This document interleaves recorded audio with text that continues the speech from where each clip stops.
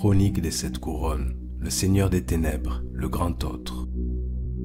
La chronique de ce jour va se pencher sur une très vieille histoire, dont l'origine réelle s'est perdue dans le temps, comme les Braken et les Nerbosques, qui ne savent plus pourquoi ils sont ennemis, mais qui continuent leur guerre perpétuelle à la moindre occasion. D'un côté se trouve Ron le Rouge, le seigneur de la lumière, le cœur du feu et dieu de la flamme et de l'ombre. Face à lui se tient le grand autre, dont le nom véritable ne peut être prononcé. Le seigneur des ténèbres, l'âme de glace, le dieu de la nuit et de la terreur, et la divinité du froid, de la mort et des ténèbres. Des rapports, contes et légendes existent à propos de la longue nuit dans pratiquement toutes les cultures. Mais le temps, l'éloignement géographique, les différentes cultures et les légendes ont pour beaucoup progressivement déformé une vieille histoire certainement bien réelle. Jusqu'au moment où chaque région du monde connu aura développé sa propre vision des faits. Concernant les premiers hommes et Westeros, en établissant leur royaume selon le pacte, ils eurent à affronter peu de troubles, hormis leur propre guerre, disent les chroniques. C'est par celle-ci que nous connaissons la longue nuit à Westeros, une saison d'hiver qui dura une génération. Une génération où des enfants naquirent, devinrent adultes et dans bien des cas moururent sans avoir jamais vu de printemps. Les histoires de bonnes femmes prétendent qu'ils ne virent même pas la lumière du jour, tant l'hiver du monde fut complet. Si ce dernier détail peut être pure fantaisie, il semble certain qu'un cataclysme advint il y a plusieurs milliers d'années de cela. Dans son livre nommé Merveilles de l'homme, Lomas Grandpa raconte avoir rencontré dans les ruines de la ville défaite des descendants des rois Nar. Leur récit parlant de ténèbres engloutissant terre et mer.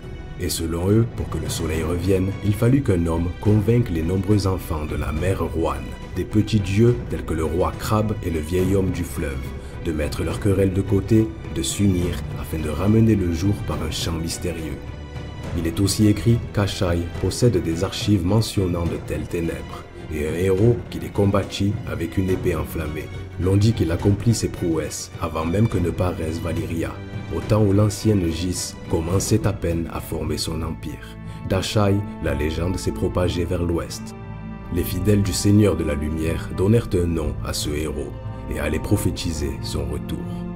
Dans le livre Le Compendium de Jade, Koloko Votar rapporte une curieuse légende de Yichi qui dit que le soleil détourna son visage de la terre toute une vie durant, honteux d'un acte que nul ne put découvrir, et que le désastre ne fut évité que par l'intervention d'une femme à queue de singe.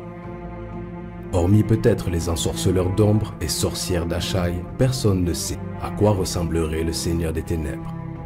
Même si les prêtresses rouges parlent de son visage froid et terrifiant, les prêtresses rouges disent du Seigneur des Ténèbres qu'il aurait les yeux noirs, engloutis de ténèbres, et qu'aucun homme ne pourrait survivre en regardant le visage du Seigneur.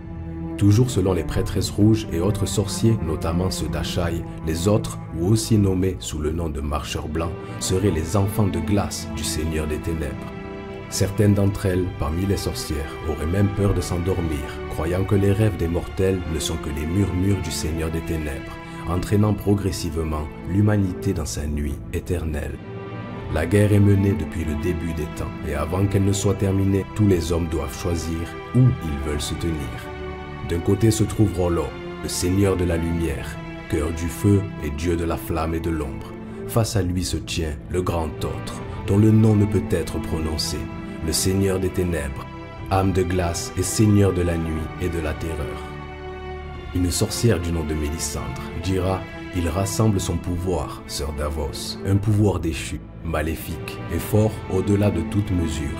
Bientôt arrive le froid et la nuit qui ne finit jamais. Selon la plus grande partie des mortels, le roi de la nuit ne serait que l'avatar du grand autre et non sa forme originelle, expliquant ses pouvoirs sans pareil. Quelques érudits pensent que toutes les forces des ténèbres du monde, le froid et la mort elle-même ne sont que les serviteurs du grand autre. L'explication des saisons de Westeros, irrégulière et certainement magique selon les plus grands érudits de ce monde. La magie de la glace liée à l'hiver et la magie du feu à l'été. Ainsi, les forces magiques qui les représentent, les marcheurs blancs et les seigneurs dragons et leurs dragons, ne représenteraient qu'une infime part des pouvoirs de R'hllor et du Seigneur des Ténèbres. Le Seigneur de la Lumière et le Grand Autre mèneraient une bataille cosmique depuis toujours, et leurs champions mortels s'affrontant au cours d'un cycle semblant se répéter pour toujours. Son avatar avait été le 13e homme à diriger la garde de nuit, un guerrier qui ne connaissait aucune peur. Et c'était là sa faute, car tous les hommes doivent connaître la peur. Le roi de la nuit n'était qu'un homme à la lumière du jour, disait toujours la nourrice de Winterfell à Brandon Stark. Mais la nuit lui appartenait. Tombé amoureux d'une femme dont la peau était blanche comme la lune et les yeux bleus comme les étoiles, le Lord Commandant déclara le couple roi et reine de la nuit. Ils allaient vivre dans le château du Fort de Nuit et régner pendant 13 années. Le roi de la nuit offrira des sacrifices aux autres, commettra des atrocités, jusqu'au jour où enfin son nom sera effacé de la mémoire des hommes.